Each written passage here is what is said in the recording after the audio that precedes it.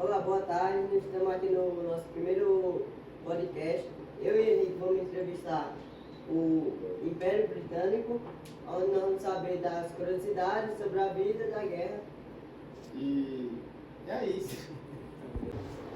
E qual foi a origem do Império de vocês? Bom, o nosso império ele teve o seu início no final do século XVI, devido ali às colonizações da América do Norte, onde nós conseguimos criar novas colônias e aí expandir ainda mais nosso império. Conseguimos nós colonizar cerca de 171 países e também nós fomos colonizados pela Roma, pelos romanos e também pelos celtas. Também o nosso império ele foi fundado pela Isabela I, que começou ali no ano de cerca de 1583. Então, qual a língua e o idioma? Nossa língua é o celto-britânico, devido aos celtas que tiveram grande influência no início da Inglaterra. Então, eu quero saber qual é a sociedade. Esqueci. A sociedade do Império Britânico era composta por alguns domínios, colônias e também por alguns pretendores. Algumas partes do território eram utilizadas como o governo queria, e algumas outras partes eram administradas pelo Reino Unido. Então, e a Revolução? Olha, e a sua Revolução? A Revolução Inglesa foi um dos momentos mais marcantes da Idade Moderna, que ocorreu entre 1640 até 1688, e foi uma das primeiras revoluções da burguesia, que limitaram o poder de um rei absolutista que deu início à formação de uma monarquia constitucional e da Inglaterra.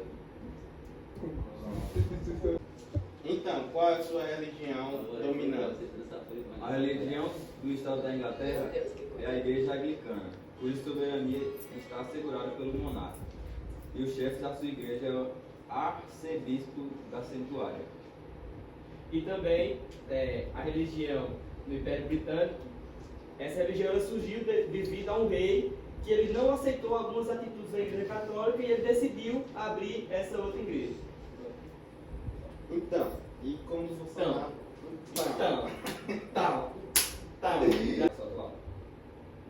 E no Império de vocês, como funcionou a economia? Bom, nós usávamos sempre alguns recursos das colônias para poder fabricar produtos que eram então vendidos no mundo todo. Nós também usávamos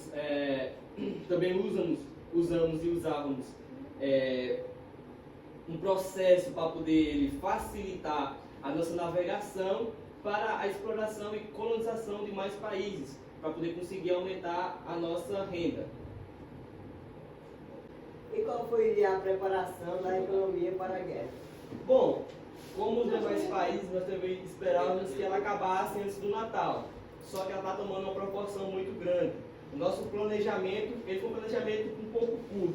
A preparação teve uma grande preparação financeira.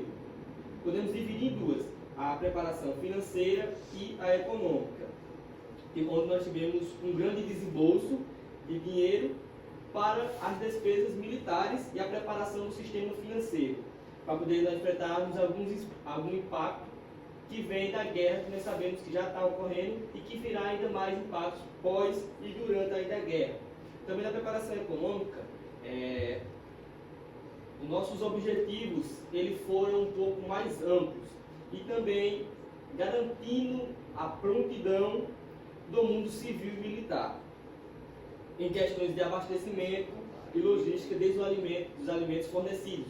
Ou seja, nós sempre pensamos mais em garantir ali o abastecimento do alimento, protegendo também os nossos cidadãos e fortalecendo o nosso exército. No que diz a respeito às finanças, todas as potências do mundo, exceto até o nós sabemos todas as potências, tirando a África. Bom, nós temos algumas informações que, pelo menos na parte que diz respeito às finanças, né, todos os países, eles tiveram ali sua preparação, exceto a Áustria-Hungria, que tomaram medidas ali para garantir sua proteção financeira para a guerra quando essa viesse, pois nós já esperávamos que a guerra iria ocorrer.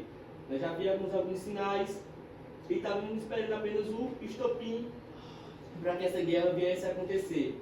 E aí a preparação foi uma preparação, como eu já falei, curta e não tão planejada. É onde o ouro ele era ali o centro dessas iniciativas.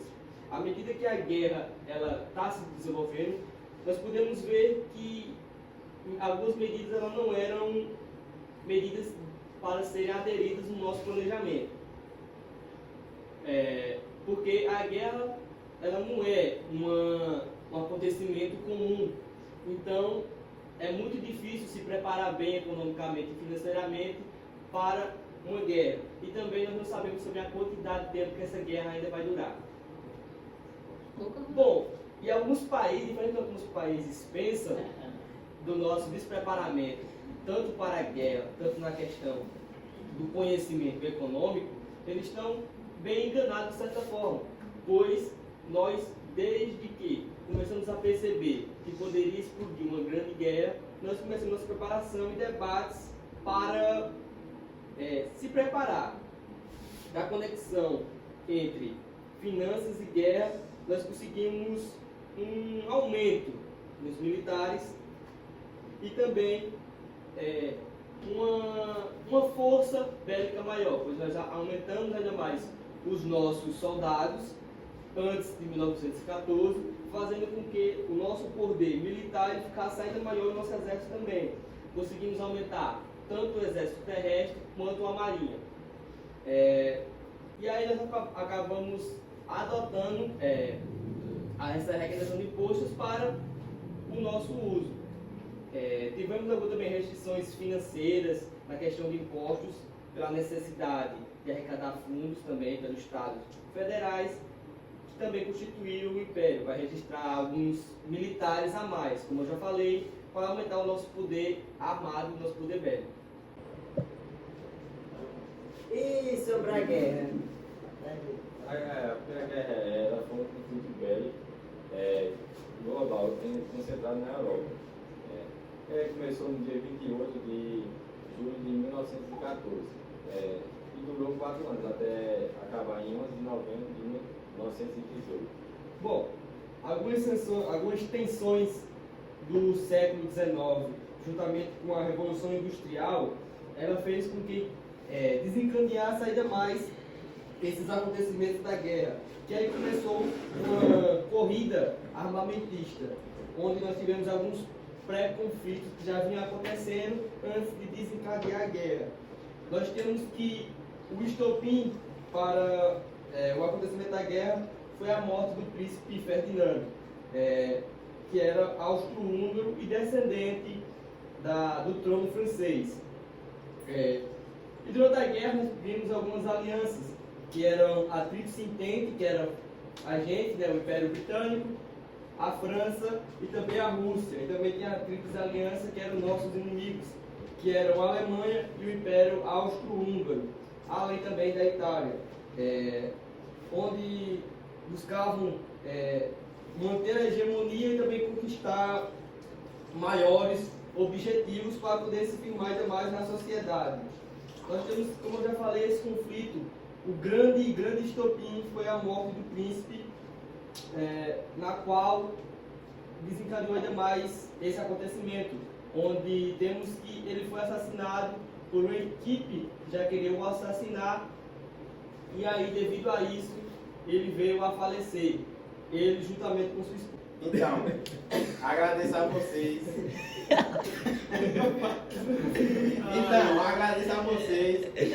E acabou nosso podcast. Ao fim. Tomar no... Tchau agora. Ai, calma, corre. Deixa eu sair mesmo. Deixa eu sair mesmo.